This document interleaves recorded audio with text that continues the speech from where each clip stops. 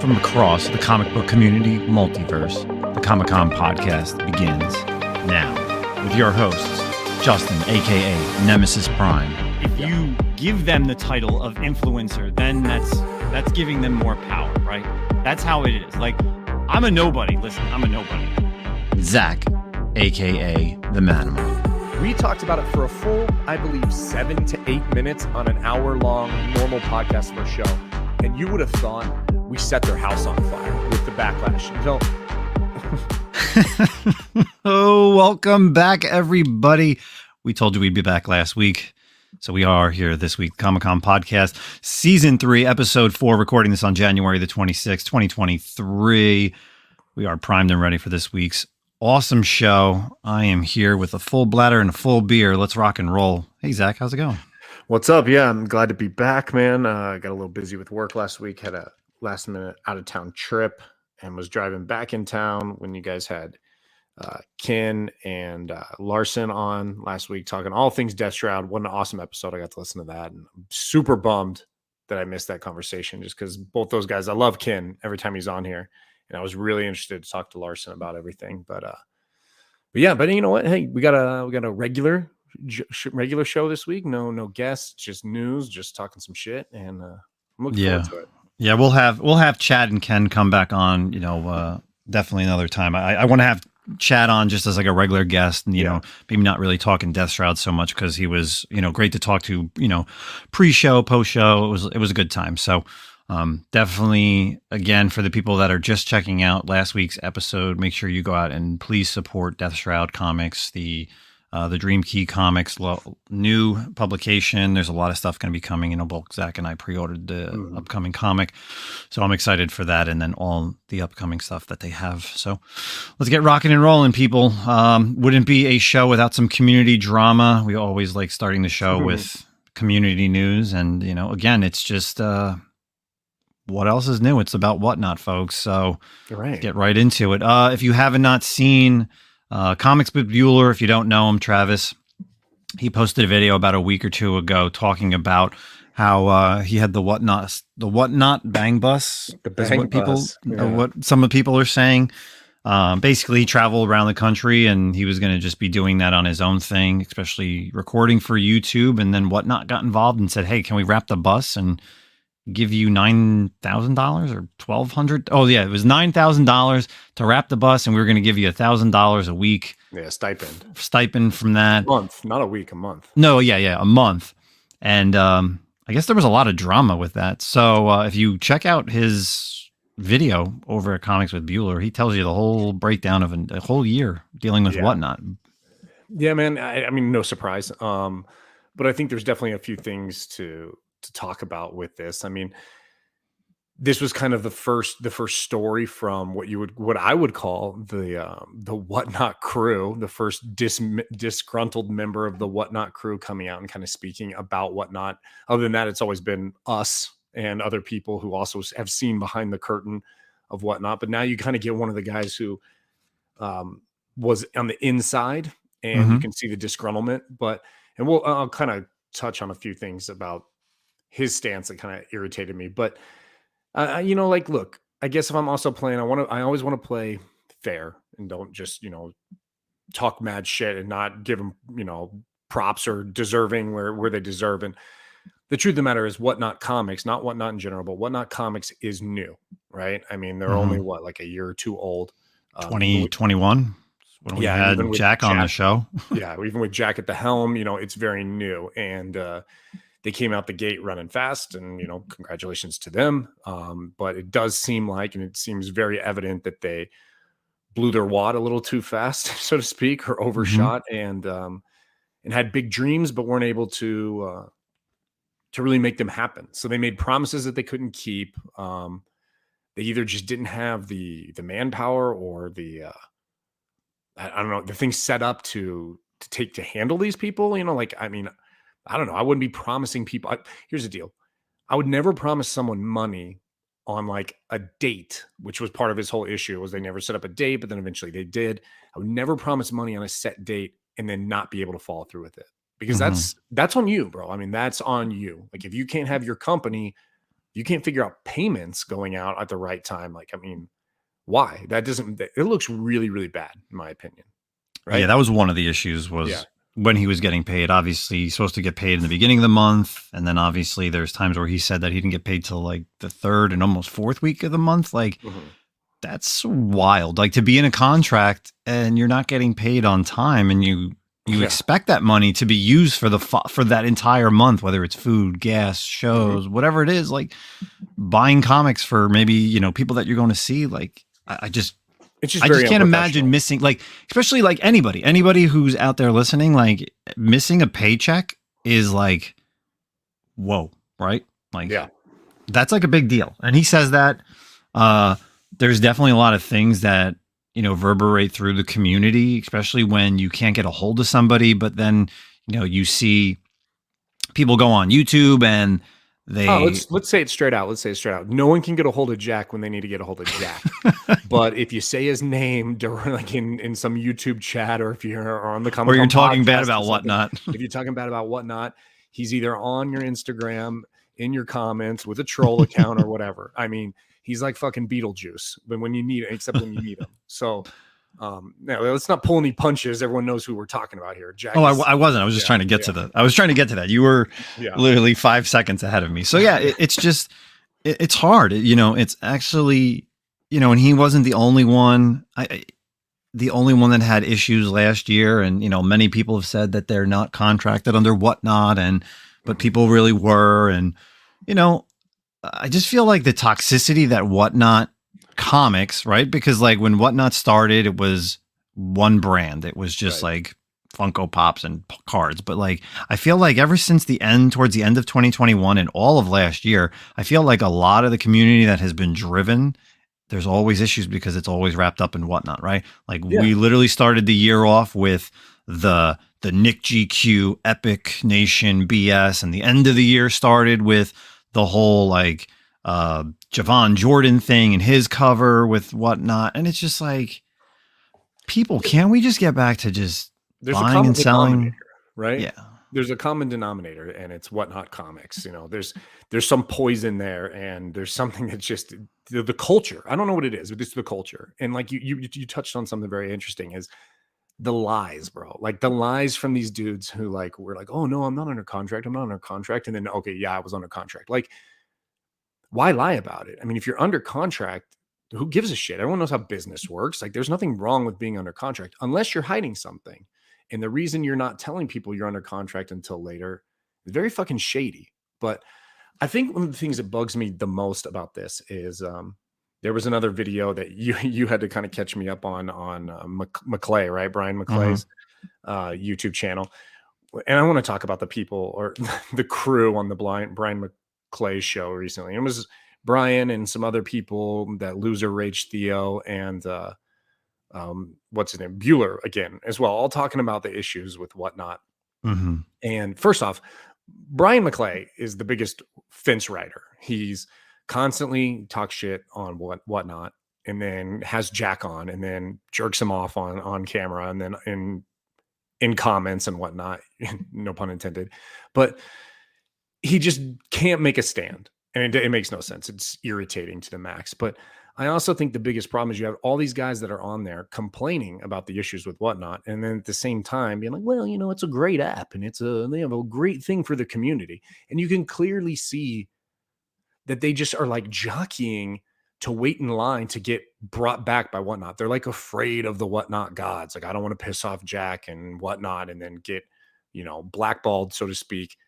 So they want to like voice their frustrations, but they don't want to go the full distance and actually tell you like, yo, screw these guys. Like, this is a shitty situation. They're like, no, they're still good. Like, I'm really just waiting in line for, like, Bueller still has his damn bus wrapped doing free advertisement, patiently waiting. I bet you, praying that Whatnot gives him a call. Like, begging. I mean, we'll take that wrap off and we'll support it from the Comic-Con podcast. So Travis, please hit us up. We'll give you a 9K to wrap the entire year of the Comic-Con podcast and drive across country. And look, dude, and at the same time, like I said, I don't blame Whatnot for canceling his contract. I personally don't see a lot of value in what he was providing. He's driving around, and I think we talked about this in a group chat privately. And like, yeah, initially it's a great idea. It's free promotion or whatever, but once you're there, once your platform has hit the community and they know who you are, I mean, how much promotion do you really need at that point? Like a year of a bus going around, I think you've kind of probably maxed out the potential there. It wasn't like he was doing anything new.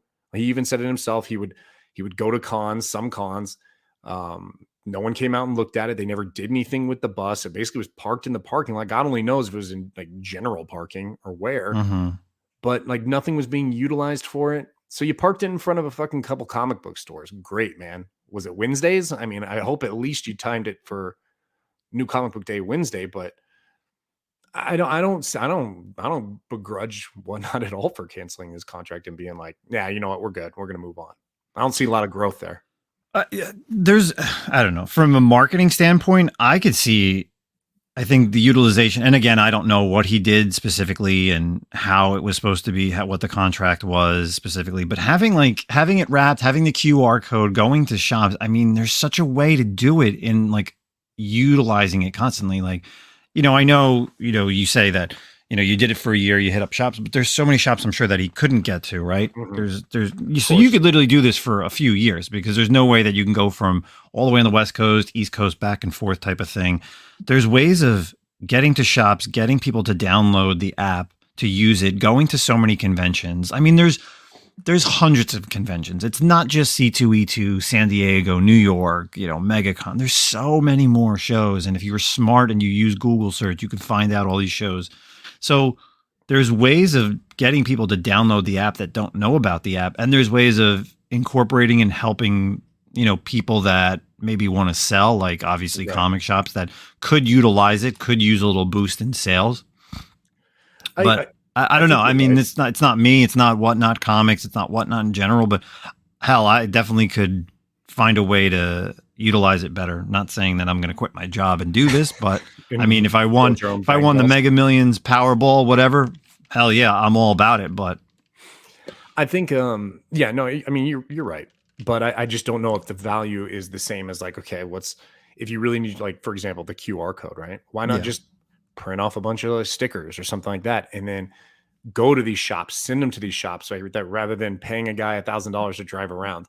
The other issue as well is, I think it's very indicative. You brought up a really good point. Like, there's so many little cons, but Whatnot was like, remember, I mean, like you said, we say this all the time. You can listen to our episode when Jack first came on, and it was, it's a platform for the little guys to sell and, start off little, the guys who don't have a platform. Well, it's not that anymore. It's clearly not that anymore. And you can tell that they're only interested in the C2E2s, the NYCC, the San Diego Comic Cons, right? They're not interested in what you're talking about, which is the real community, the smaller ones, the stuff you took me to when I visited. Like, you're right. That's where you could actually make a difference, is you go to some of those smaller, like pop-up little cons or sales or whatever you call them and do that. But nah, dude, they have no interest in that. They are glory hounds who need to be in comic books, have Mark Jeweler shit, stupid stuff. And yeah, dude. I mean, you could do, obviously, anything from King Kong, right? The King Kong show. They're doing their 4th show. And again, shameless plug, that's coming up in March. Of course, March 25th and 26th, your boy Nemesis Prime will be vending. Make sure you check out King Kong. Greg from NTG Comics. Yeah, Greg Greg is definitely putting on another show. Like, that's great. Buddy up in Canada, Rocksteady Comic Collectibles, he put on a show not too long ago, like a one-day show, which he's like, he's like a nobody, but he was able to get vendors and get people in the community. Like, that's an idea. Here in New Jersey, there's someone that puts on 3 shows a month on a Sunday, like what Zach was talking about. Like, I took Zach to the show the one time. Like, there's little thing, and that happens all across the country. There's like 1-day shows and 2-day shows that you could easily find. Like, upcoming in June, and I spoke to this with Chad last week. I said, he's in Canada, he's in Toronto. Niagara Falls Con is in June. It's a 2-day show. They got some decent names so far. Like, go to those type of things. Go to like a 2-day show. Why do you need to be in these 4 and 3-day mega events? Like, why does it have to be called like, again, MegaCon, or, it doesn't need to be. You could just be at these littler shows and so many more people that probably don't know about Whatnot, or get more people involved and have sellers. But I feel like Whatnot has just become, if you're not part of the Wednesday Warrior crew, if you're not Frankie's Comics, who literally has to sell 3 times a day to pay off their bankruptcy. Jesus, dude. Someone needs to garner this dude's wages on Whatnot, bro. Yeah, it's just that's a whole other story, folks. If you really want to get into it, but if you're purchasing from Frankie's Comics at this point, you are part of the problem. Like, you are the equivalent. Okay, I don't want to say that. I was about ready to say a really large analogy, and we should never compare. Okay, I'm going to tell you what I was going to say. So I was about to say that's like supporting the Nazi regime, but we shouldn't compare Nazis with the comic book community. Well, you're going way off topic. Way different things. But if you were supporting Frankie's Comics, you're supporting like the shittiest parts of the community, because these guys are criminals. So yeah, it's definitely it's an odd thing. So, closing thoughts on this. I just think that what happened is unsurprising. Yeah, I couldn't even really think of a word right there, bro. I literally, it's just unsurprising. The wheels are gonna fall off, bro, and off the Bang bus as well. Probably, like, the wheels are falling off. Whatnot, you're seeing it happen live. Like, I mean, we just want what's best for the community. You want to be able to go on the app, buy and sell, and not have to worry about drama that's constantly revolving around this. And you know what's crazy? And I think they said it also on Brian's show, is that, like, obviously we are all like comic people. I would say 99% of everybody who listens to us is a comic book person. Right. But like, there's the card side, there's the video game side we have no idea what's going on. Yeah. But I heard from watching the show, there are bad things, right? There are things that happen, and that's in that market, and we just don't know. And I'm glad that I don't care. Like, I don't care to know. Like, I go on there now and I'm buying like Pokemon cards, and I'll pop into toy shows, but it's like, I don't know who like the big name sellers are, and like who's like the influencer of the Pokemon market or the sports card market. Like, I don't know. You're probably supporting the Frankie's Comics of those people, of the Pokemon people. Yeah. So whatever.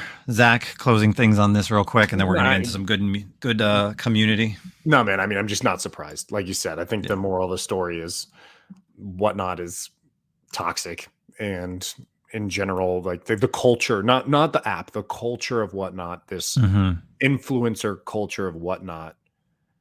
Honestly, you want to fix Whatnot? Here's a solution. Stop showing people's faces on Whatnot. I don't need to see your goddamn face on Whatnot. I need to see your comic book. Yeah. If you're in front of the camera, you're the problem. Yeah. So, or you could be like our buddy Jeff Comic Dunes, who does fashion shows with my jacket that he still has. Yeah. Just part of the problem, dude. Just part of the problem. So let's move on to some positive news. And this is something that we've been talking about. We've been posting about it. Our buddies, Amy and Lou over at Aegis Comics of Alaska, they set up a GoFundMe recently, where, of course, they opened up a comic shop pretty much 9 months before COVID. Fortunately, they couldn't get any type of grants or loans because of it being so new. So, and especially being in Alaska, there's only about 4 shops in Alaska. So being hit hard with, snow and prices of shipping stuff over there, it's kind of rough. So something that they did is they set up a GoFundMe. I know Bleeding Cool, CBR, a couple other websites have, taken the acknowledgement, and they've posted up some articles about it. So we want to continue that support. Again, make sure you just type in GoFundMe.com, Aegis Comics of Alaska. Zach, you want to touch on this a little bit, and then I'll take over. Yeah, obviously, Justin and I know Lou and Amy for a couple of years now in the community. Great members of the community, very positive people. Lou's is a veteran. I actually got to, when I was up in Anchorage. God, when was this? This is last year. Around this time last year, I was up in Anchorage, and I drove up by like Wasilla, and unfortunately, it was a Sunday, and I was gonna try to stop by, and I didn't because it was Sunday and they were closed, and I was really bummed that I wasn't able to do it. And I actually told Lou later, and he's like, "Oh, you should let me know. I would have just came by and opened it up for you," but I know it was a missed opportunity. But I mean, if you've ever been to Alaska, it's not surprising that you would, you want to talk about supply chain issues. Alaska has supply chain issues on like the greatest times of the country. So, they're just kind of struggling a little bit, asking for help from the community, and they've given so much to the community. So, like Justin said, the GoFundMe is out there, and if you can donate, every little bit helps. And I know some members of the community, some of you guys on the East Coast are doing something a little special, right? Yeah, so this is kind of like breaking news, and you're going to hear and see a lot more of this over the next few weeks. So everyone from the Comic-Con podcast here, Three Men in a Basement, Pressable Defects, Very Gary, Erod, Copy 801, Mike the Beast Benson, Lords of the Long Box, we are going to be putting together a auction and all the proceeds are going directly to Aegis Comics of Alaska. So you can either get in contact with Guy Forge over at the Pressable Defects. We have shirts being made that, again, everything is going to them. I'm not sure exactly when the event is going to be. You can check out Three Men in the Basement is going to be premiering the shirt.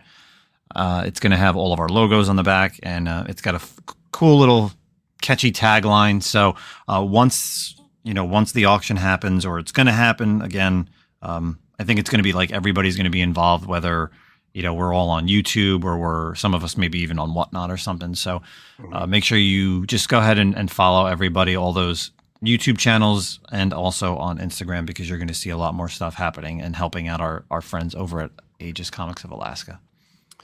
Yeah, and do we want to? Well, obviously, if you want to look for them and you want to donate, go to GoFundMe.com and you can just search Aegis Comics. You can also Google Aegis Comics GoFundMe, and it'll take you right there as well. And they're getting pretty close to getting their what do you call it? Their goal. The goal, yeah. Jesus. But that's still like whether they hit their goal, right? You definitely want to continue. Of course, yeah. Even if it was $1,000 and they're at $999, doesn't mean you can't stop donating. If they hit 1,500, 2,000, whatever it is, just continue to support them. So just like we have. So let's get out of our community section. Let's get into some comic book, movie, and TV talk. So right out the gate, I had to talk about this. This is in our movie and TV section. So over at CBR, James Gunn responds to an outraged DCEU troll with the perfect message. So earlier this week, James Gunn posted a picture of his cat, talking about trying to get his completion of Guardians of the Galaxy #3 out of the way. And a certain DC person, some angry person on Instagram, of course, because you're a keyboard warrior, said, "Fuck your cat, dude. You pissed off the entire franchise worth of fans. Nobody gives a rat's ass about your cat. Hashtag Cavill is Clark." So, of course, James Gunn being a, great person to troll somebody, and I really enjoyed that. He responded by saying, "It'd be great if you at the very least, you knew how to spell an actor's name if you're going to be so outraged." So look, it might be like the most petty of like responses is to get people on grammar, but it's classic. If you can get someone on grammar, it's always a win, man. Yeah. And people to write an article and then you look like such an ass. Like, I just thought it was so classic because I saw the post from James Gunn and I thought nothing of it. I was like, oh, right. Cool. Picture of his cat, liked it. Right. But then now, like, read it, when I found this article, I was just like, dude, James Gunn, like, he just doesn't care. He's just like all about it. I was just super aggressive to be like, fuck your cat, dude. Like, the cat had nothing to do with Cavill being let go. Come on, man. Right. Absolutely terrible. So just something that, to lighten the mood.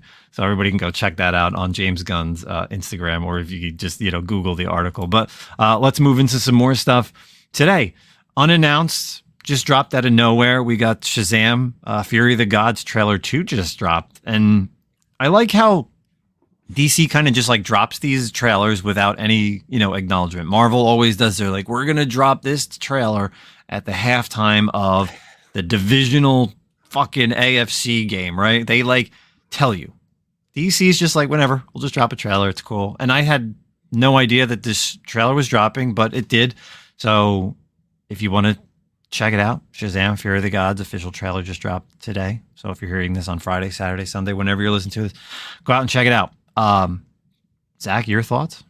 Yeah, it was definitely a different tone, right? I mean, Shazam's always kind of been a little bit, more comedic than some of the other DC properties. And this trailer was a lot more serious. It didn't really lean into any of the comedy aspects we know from Shazam that much. And lots of dragons. I don't remember, honestly, when I saw this trailer, I was like, wow, did I miss a dragon previously in like the other one? But the dragon was very prevalent in this trailer.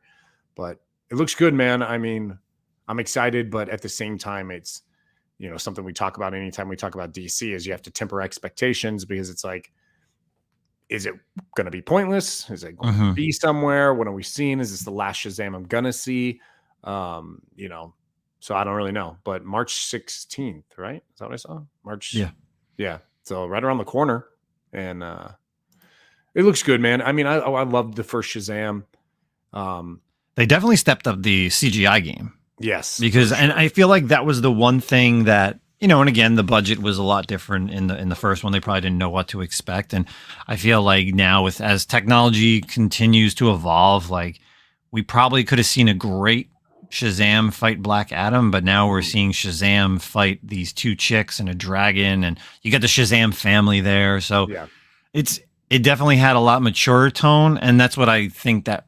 And again, that's typically always my thing, and everyone knows that. Like I hate the comedy in the trailers, and it didn't really have that. It was really, a more mature seriousness to this.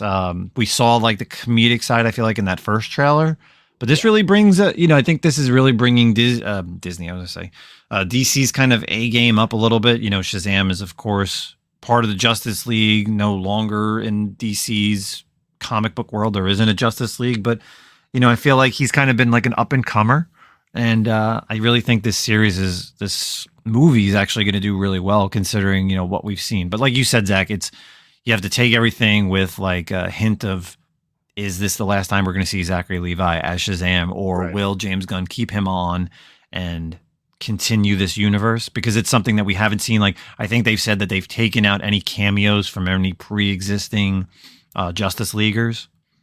I mean, Shazam's also kind of been out of. I mean, when Shazam came out, we're talking like the height of the Snyderverse, so to speak, right? But it always kind of felt like it wasn't. It could have been set apart. You know what I mean? You never had any cameos. They had that one Superman half cameo, I guess, at the end there, but it definitely didn't. It never felt like it was part of like the Snyderverse. So, I mean, it could still survive, I guess. I don't know, man. I'll just have to see what happens. Yeah. And speaking of surviving, or I should say no longer surviving, Titans, CBR over there at CBR.com, they just announced that not only Titans, but also Doom Patrol is ending with their current seasons over at HBO Max. Recently, we just got to see the first half of season 4 of Titans, which we briefly talked about a few weeks ago. A lot of great stuff going on over there, but unfortunately with the cancellation, this was not in lieu of the James Gunn. This was actually, something in the works that they weren't really going to continue after this season, according to what they've been saying. But all the Titans members, took to Twitter, said, thanks for the great times. Where does this lead into, how are we going to see how's Titans going to end? Like, is it going to end with a proper ending? And even Doom Patrol, like, I don't know. How do you feel so far, like with, HBO Max's version of Titans and Doom Patrol? I couldn't get into Doom Patrol. I tried the first season and I couldn't really get into it. Titans, on the other hand, I enjoyed at the beginning very much. And I think I was telling you this season, though, I even before they announced that it was getting canceled, I haven't even finished the last episode. I'm only on episode 5. I like some of the aspects of it, but it really has just gotten to be like this show of no powers, no power sets. The only person in costume is Dick and Nightwing, and then sometimes Starfire's in costume more this season. Beast Boy, I mean, it just never changes into anything. Raven lost her powers for a little bit, so she has no goddamn powers anymore either. It's just what you need to finish. You need to finish that first part. Yeah, I got to watch the last episode, and then honestly, I read this article from CBR and I was laughing out loud because it's so stupid. They did a post. The actor who plays Tim Drake writes, "I'll save my goodbyes until Tim masters his bow staff. Until then, let's get ready for a badass ending in part 2." I mean, honestly, Tim Drake has been the worst aspect of season 4 of this. Like, this dickhead is just walking around with a fucking bow staff.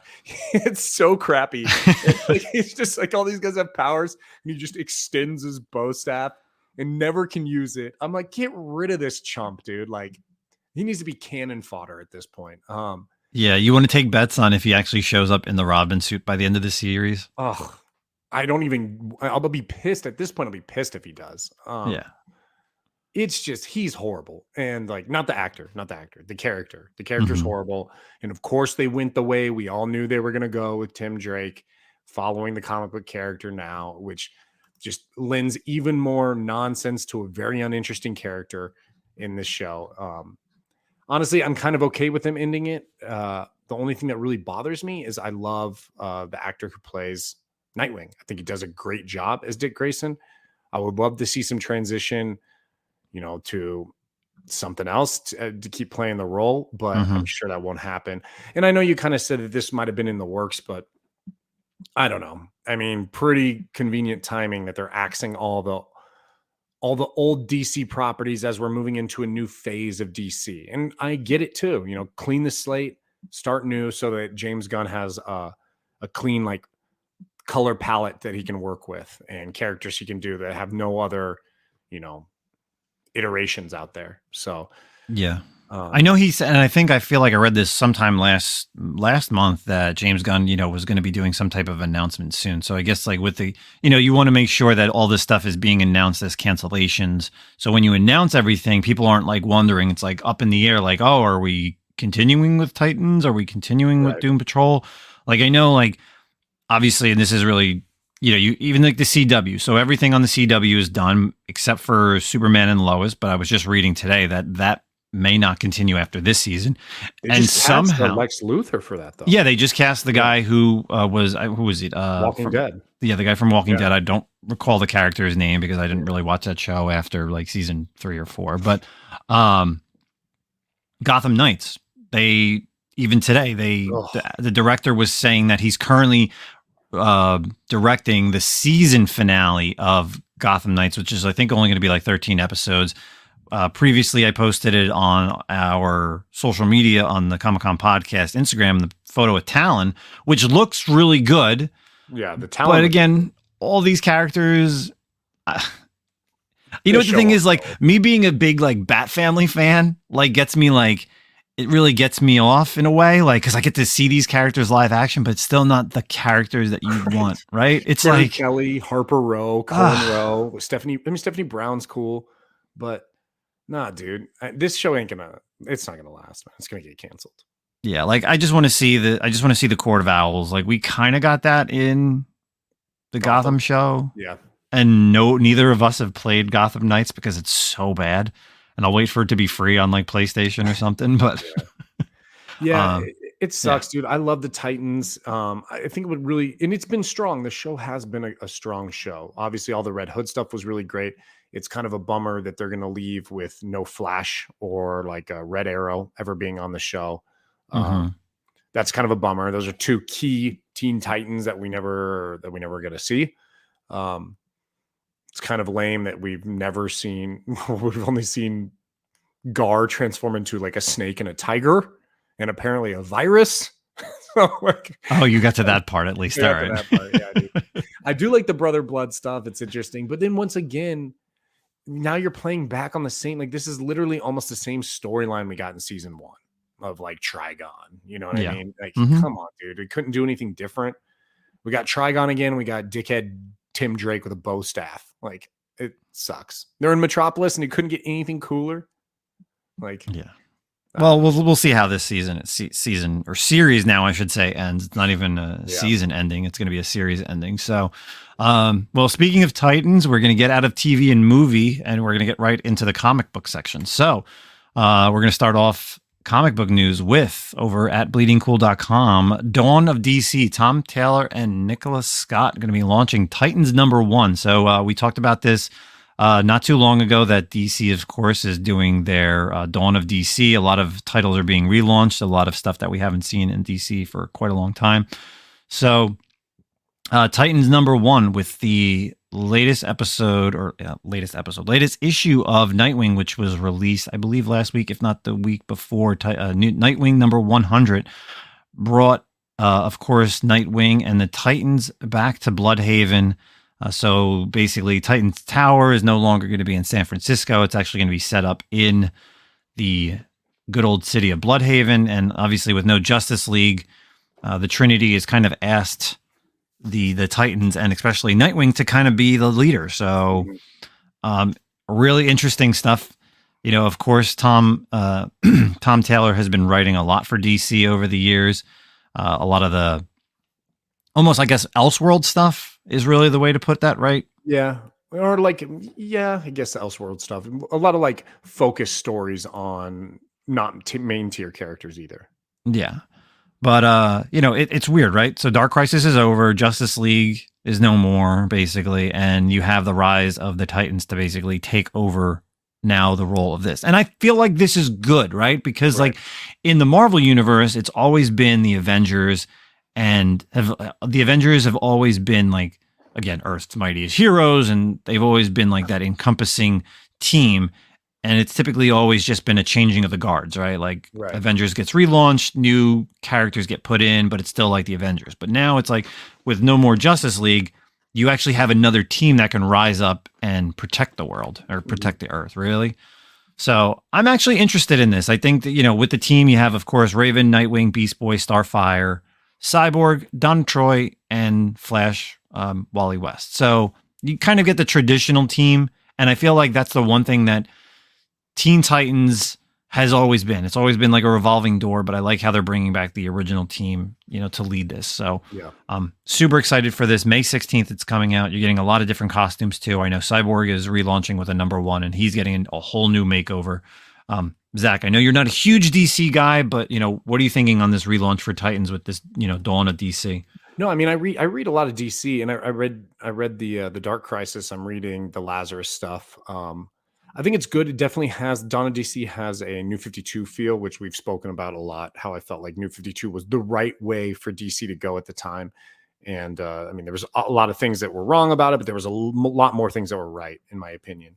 So I know, I think it's a good look. I guess we'll see how it goes. I've seen their list of titles that DC has coming out, and there's not a lot of them that I find super interesting. The only one I think Penguin, I'm kind of interested in a Penguin title. What were some of the other ones? Well, I mean, we have Green Arrow's getting relaunched, Shazam's getting relaunched. There's a lot of stuff that's coming out for the upcoming previews, like the Superman, Man of Tomorrow. You know, everyone's kind of getting changed over for them.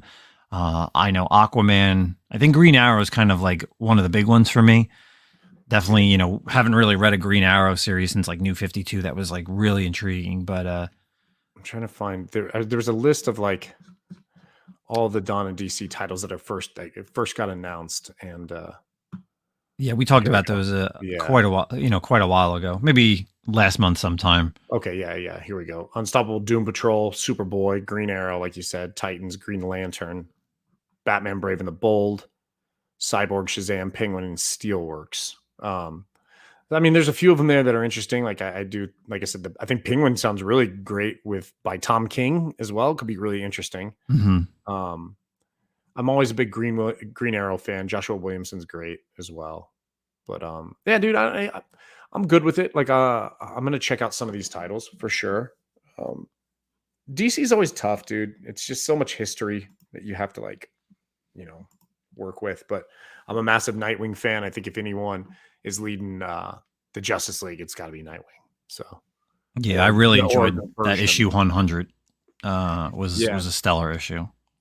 I read Nightwing for a really long time, and I was collecting that whole run for a really, really long time, and I gave up around 80s or something, and not for any other reason than I just was reading too much. Because it's a great title, it's a great run. I like the stuff they do in Bloodhaven, dude. That makes sense. Like why team.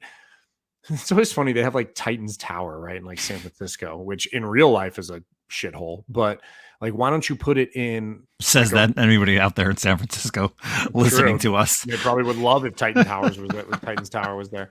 But yeah, like, why has there never been these places like Look, if you're the Justice League, shouldn't you have moved their headquarters to Gotham like a long time ago? Like a long time ago, you should have moved the Justice League headquarters to Gotham and cleaned that place up. And Bloodhaven's just like a step away, you know. So like Titan's Tower, clean up Bloodhaven, man. So sorry if I offended any San Franciscoans. San Franciscoans. What's the Anchorman quote? Oh no, it's San Diego. Vagina. That's San Diego. Spanish for a whale's vagina. Anyway, let's kind of move on to some more comic book news. So this is something that's pretty interesting, and I feel like the whole world is going to be talking about this at some point. So we talked about this, I think, in like November, that Greg Capullo posted on Twitter saying that he's going to Marvel up. And this was back in December. He said, I'm about to Marvel up. And now recently, just yesterday on the 25th, he posted a picture, a little quick kind of sketch on Twitter. He said, "Let the gossip begin," and it's basically a like child's version of Wolverine, right? So, do we see him coming back to Marvel and doing art for some Wolverine stuff? That'd be awesome, man. I mean, obviously Capullo is one of the best artists out there, and I'm a massive X-Men fan, so I'd love to see him on an X title. We do know we have Fall of X coming soon, so maybe he'll be joining that. Maybe he's just doing, and that's the other question, is he just doing covers? Will he be doing interiors? You know, all that kind of stuff. But Capullo in Marvel, that's a win, in my opinion. Yeah, I would really like to see like a mini series come out of it, to be honest, right? Yeah. Because Capullo doesn't really do, you know, he's always with Snyder, right? But if he comes to Marvel and does like, I don't even care, like let him do like a 4-issue mini, right?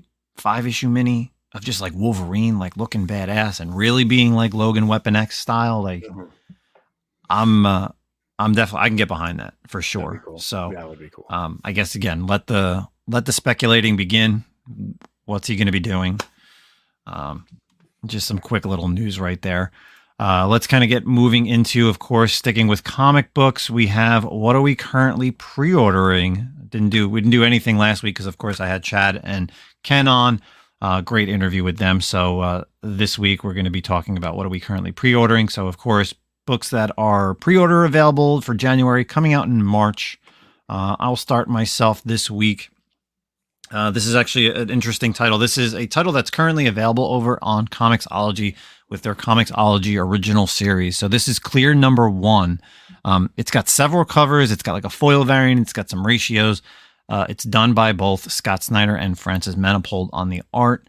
So in the not too distant future, mankind no longer sees the world truly as it is. The invention of neurological filters has made it so no one can view reality. However, they choose old Hollywood monochrome, zombie apocalypse, anime, the possibilities are endless. Neo-Shamus Sam Dunes is one of only a handful who choose to live without the filter. So it's kind of like a Ready Player One. When the death of an old flame reveals foul play, Dunes is set on a wild and twisting mystery that will take him from the city's deadly underworld to an even deadlier heights of wealth and power. And I believe this is only going to be a 3-issue series from what I remember. I mean, obviously you can go on and just read the series now digitally, but if you want to actually get the series in hand, I remember when we had, I believe Sade was on here last year and she was talking about this title that was just coming out. So, my current pre-order, again, it's coming out March 8th, Clear number 1. What about you, man? Nice. What are you currently pre-ordering? Or what are your thoughts on this, to be honest? What's your thoughts? That sounds cool. I don't really, I don't think I would do the Comixology thing, but I would probably check that out on like if I could pick up the book somewhere. But it definitely sounds interesting. I'm a massive Ready Player One fan, so you kind of sold me with that when you pitched it that way. So it's got that, or what's another? Did you see that movie? This kind of also reminds me that movie with Hugh Jackman, where it's kind of like the future. Yes. Yeah, that one was cool. Oh man, where it was like memories or something. Yes, it's the same thing. Yeah. It's basically where he has to, he's trying to find his wife or his dead wife or something like that. Wow, what was the name of that? I'm gonna look this up. I know this isn't it, but I want to say Serendipity. But that was that like from rom-com. I feel like the name's similar to that. Hold on, I better find it. No, it's Reminiscence. Reminiscence, yes. close to Yeah. serendipity. Yeah, so close. Yeah, that's So yeah. close. He's a private investigator, goes into people's minds and finds out different stuff. So yeah, That was a that's good one. so that kind of again that plays into this a little bit, and it plays into like Ready Player One with like going into a world, which I love Ready Player One because it's all about video games and all that Pop stuff. culture, So yeah. oh yeah, definitely. So what about you, man? What are you currently pre-ordering? So this one's kind of a little, I don't want to say out there, but off theme, I guess, off brand here. It's called Dead Romans by Fred Kennedy in Image Comics. Mm.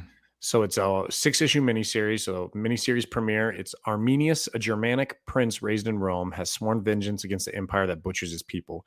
He wants to make a queen of the woman he loves, Honoria, a fellow slave. Now 50,000 Romans will die to give her a throne she never asked for or wanted. Lush, beautiful illustrations bring to life a brutal tale of love and war from the birth of the Roman Empire.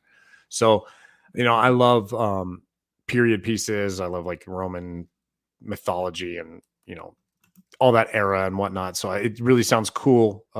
Like a cool title. I don't know, just something different that I saw that I normally probably wouldn't read, but Mhm. definitely really liked it. And if you're buying it on DCBS, you get 50% off. It's $1.99. So that's a great deal. Expected ship date for this is 3/29/2023. So definitely kind of looking forward to reading this little mini series.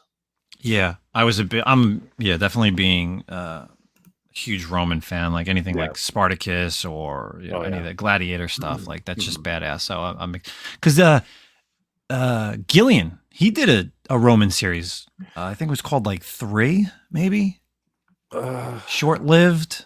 I want to Not say. sure. The one I remember that I read recently was in Valiant Comics was Britannia. Yes, I remember Which was a that. good one. Yes, it was called 3. Yeah. Three, Now I'm like looking- like the number. Yeah. Well, no, well, yeah, it's THRE. That's basically what it was. It came out back in 2014. Yeah, it was in ancient Sparta. 3 Helot slaves run for their lives, pursuing them are 300 of their Spartan masters. Yeah, it's pretty good. The story takes place during the events of 300, but it's not like with same thing like that Frank Miller did. But yeah, it was a pretty cool series. It wasn't long, but I do remember reading that. Of course, Kieran Gillen. So. Yeah. Badass. So getting out of what are we currently pre-ordering, and of course ending our show with what are we currently reading. And this is a great thing because obviously I didn't get to talk about any of the books last week, and this week had a plethora of books as well. So Zach, you want to go first? Sure. Actually, no, wait, I want to go first because Okay. I have a reason. I have a reason I actually want to go first. Okay, Yes, go like so let's go ahead. Last week, some definitely honorable mentions. There was like I said, a lot to read last week, a lot to read this week. Something that I really liked last week was the Batgirls 14 silent issue, and you don't get too many issues, especially DC Comics. So of course the entire issue was revolving around Cassandra Cain. We all know Cassandra Cain, not very verbal of a character. When she first was came up, she used sign language and she spoke very rarely, even in the Rebirth era. Being in Detective Comics, you really didn't see her talk too much, but now being on the Batgirls team with her and Stephanie, she speaks a lot more. But this issue completely, again, you have to just it reminded me, of course, like the silent issue from G.I. Joe, the most famous silent issue of all time, right? So it was really awesome. Great art. You can easily put words to it if you really wanted to, but of course the action, dictates the issue. So definitely great issue from last week. Bane, One Bad Day. Did you read that?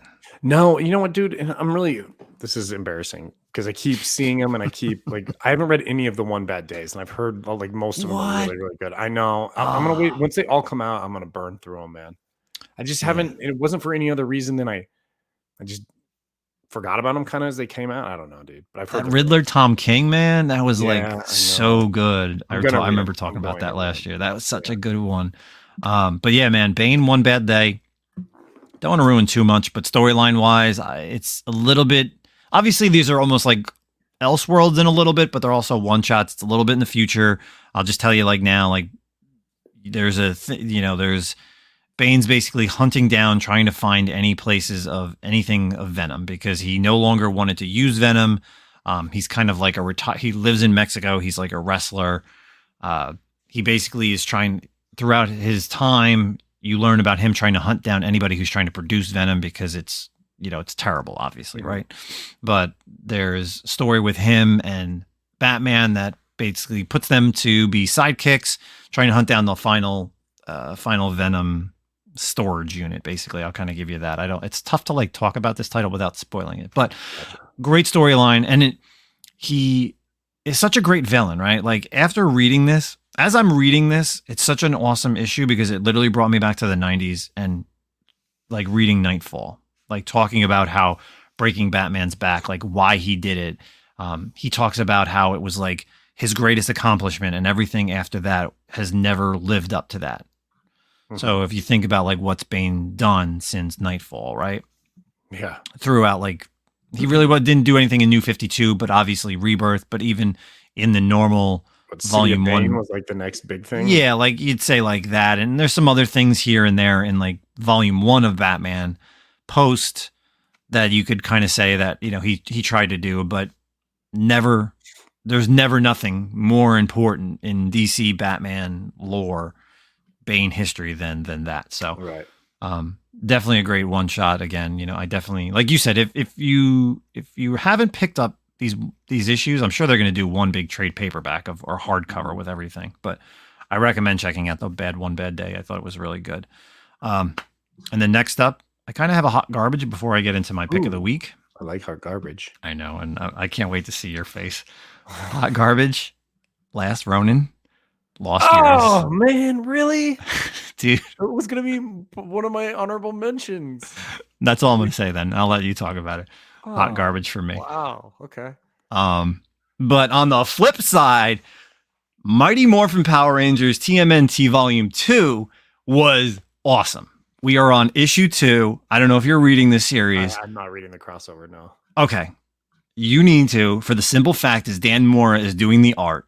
And Dan Mora, like, just kills it. Like, you and I know the Dan Mora Once and Future art. Right. But, like, him drawing, like, the villains of the Mighty Morphin Power Rangers and the villains of the Ninja Turtles is so cool. Like, if you didn't read Volume 1, obviously, they pit the Turtles against each other, the Turtles and the Power Rangers, and eventually, like, the Power Rangers, or no, the Ninja Turtles actually get, like, suits like the Power Rangers.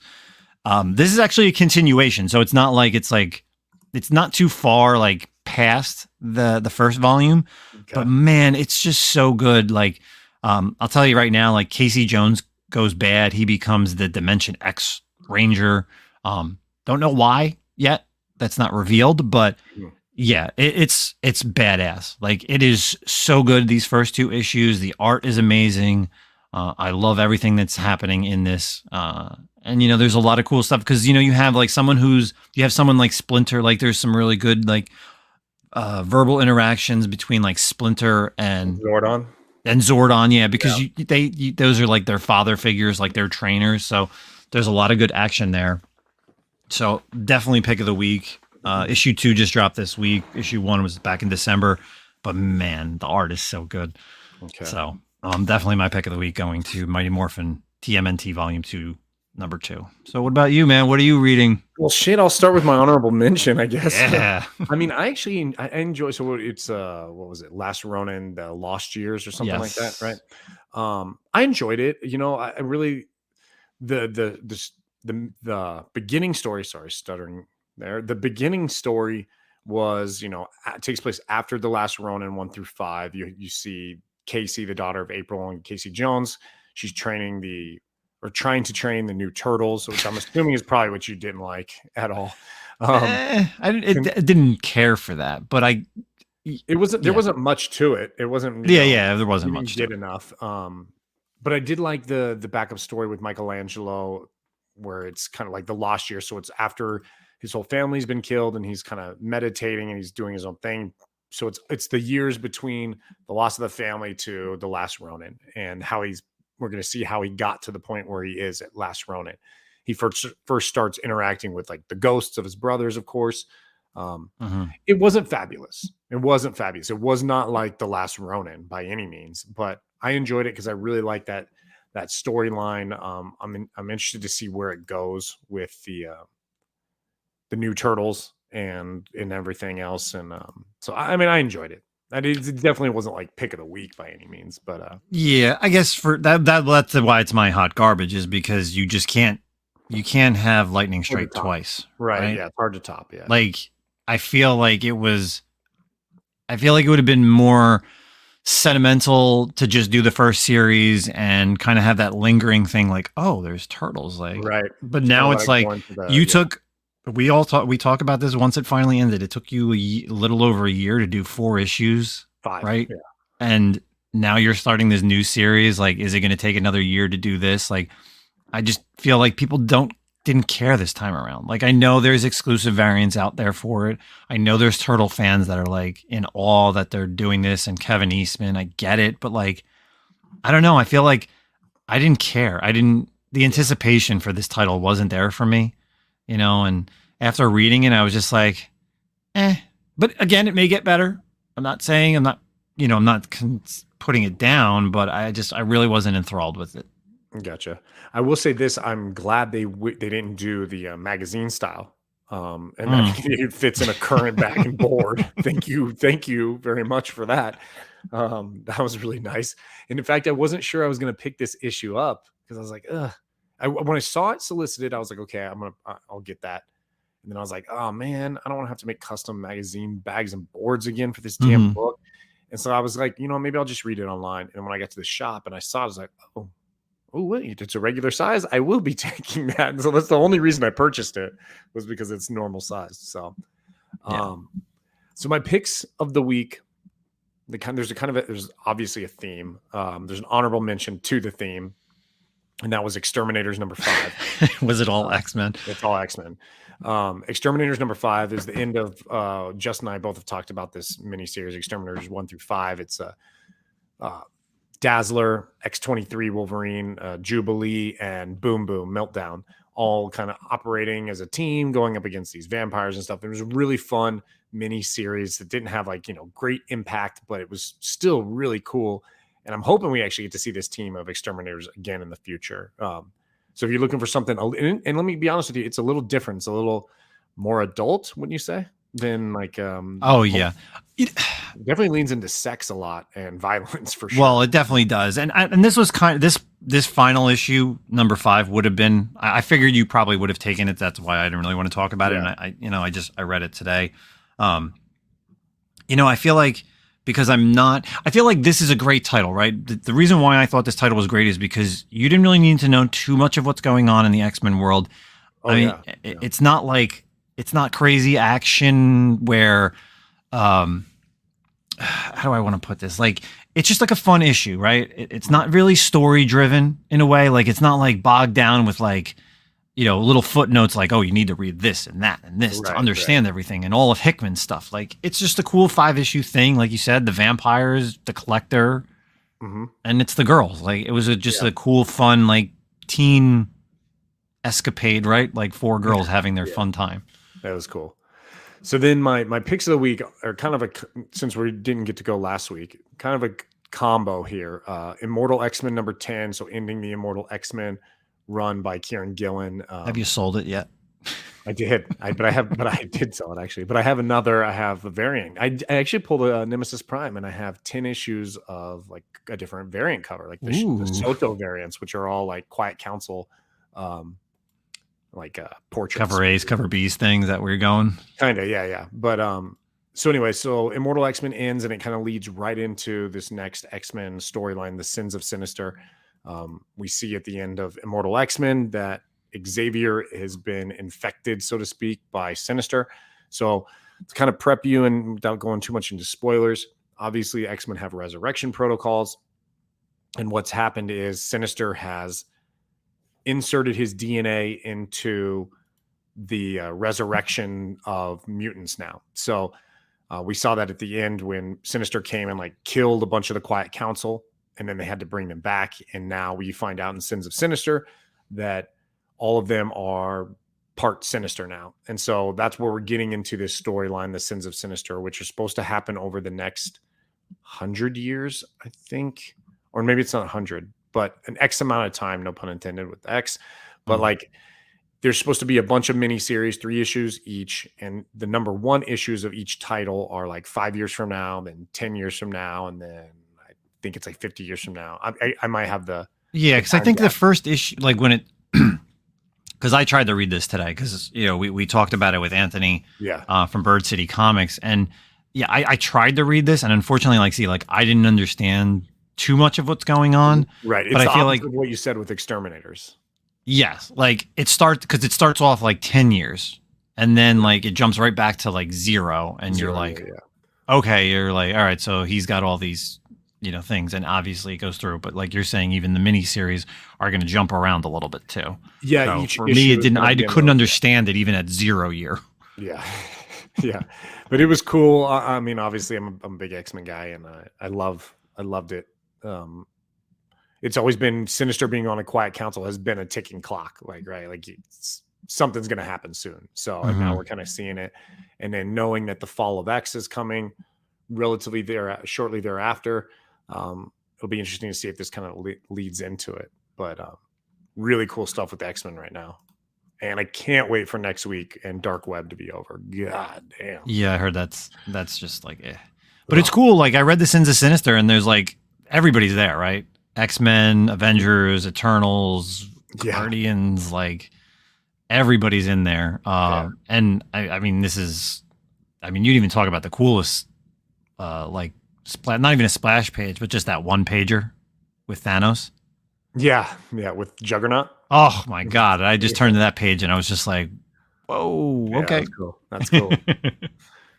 So the Sins of Sinister is really fun. Check it out, and should be a good little mini series or segment of X-Men for the next couple months or so. But, one of the events that kicks off January that we spoke about from last year. So nice, good group of books for everybody to check out there and read if you have not read them, or pre-ordering for your stuff that you want to pre-order this month. You have a couple more days. So Zach, any closing words before we get out of here?